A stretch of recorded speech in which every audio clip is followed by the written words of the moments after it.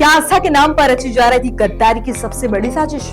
क्या एक बाबा बना बैठा था 1000 युवकों की कट्टर ब्रिगेड की सरगना? क्या भक्ति की चादर के नीचे छिपा था धर्मांतरण और देशद्रोह का जाल? और सबसे अहम, क्या छांगुर बाबा अकेला नहीं था? क्या इस नेटवर्क में और भी बाबा है शामिल? नमस्कार, आज हम आपको दिखाने जा रहे वो सच्चाई जो आपकी सोच को हिला देगी।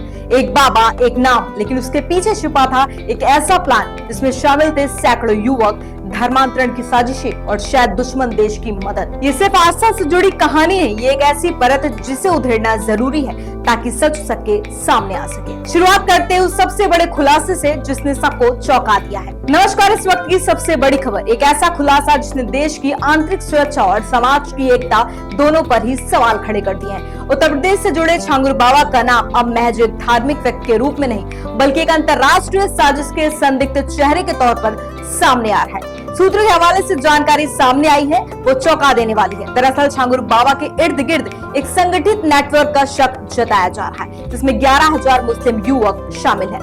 लव जिहाद और धर्मांतरण का एक संगठित तंत्र सक्रिय था। सबसे हैरान करने वाली बात यह है कि इस नेटवर्क के पाकिस्तानी खुफिया एजेंसी ISI से तार जुड़ने के संकेत भी मिले।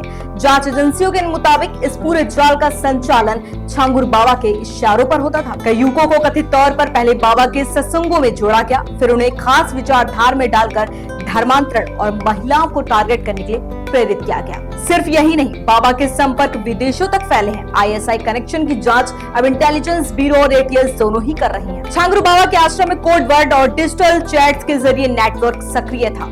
युवकों को सोशल मीडिया के जरिए लव ट्रैप के साथ दी जाती थी ट्रेनिंग, महिलाओं को निशाना बनाकर प्रेम जाल और फिर धर्मांतरण की साजिश रची जाती थी।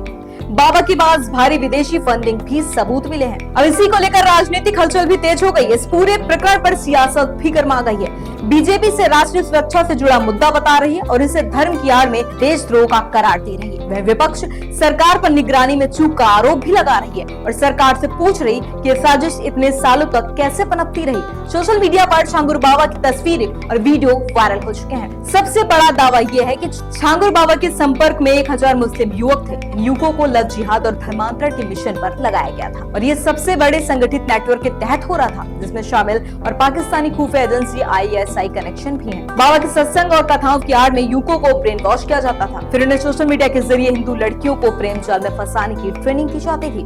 प्यार, शादी और धर्मांतरण की स्क्रिप्ट चलती थी, जिसमें सैकड़ों केस अब तक सामने आ चुके हैं। बाबा के पास विदेशी फंडिंग, संदिग्ध दस्तावेज, चैट लॉग, पैसे के लेन देन से जुड़े कई सबूत बरामद हुए हैं।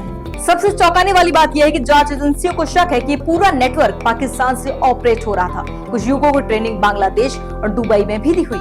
ये दावा अब एजेंसियों की रिपोर्ट का हिस्सा बन चुका है। फिलहाल छांगुर बाबा पुलिस हिरासत में है और उनसे पूछताछ की जा रही है। ATS और IB की संयुक्त जांच जारी है। ये मामला सिर्फ एक बाबा तक सीमित नहीं है, बल्कि देश की सुरक्षा से जुड़ा बनता जा रहा है। तो क्या धर्म के नाम पर देश से गद्दारी हो रही थी? क्या बाबा की भक्ति की चादर के पीछे छुपा था गद्दारों का गिरोह? और सबसे अहम, क्या और भी बाबा इस साजिश का हिस्सा हैं? इन सवालों के जवाब अभी बाकी हैं, लेकिन आज जो परतें खुली हैं वो वाकई चौंकाने वाली हैं। हम आपको इस खबर की हर छोटी बड़ी अपडेट देते रहेंगे। तब तक बने रहिए UP24 नेटवर्क के साथ।